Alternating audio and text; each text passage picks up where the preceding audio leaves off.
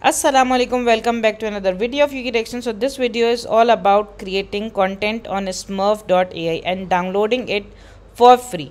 So I use a content and I have uploaded my video over here, and I will download it with a text to speech using the Smurf AI model.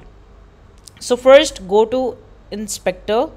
You can use Chrome, and then inside the network tab you will get media tab. So first open network tab, then media tab, and then play the video or the audio.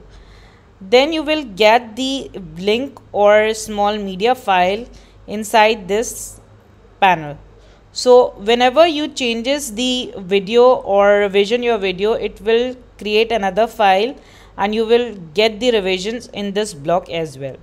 So just for this you can use multiple revisions. So first step is open it as a tab, and here you can get that this is a Smurf AI website from where the content is created.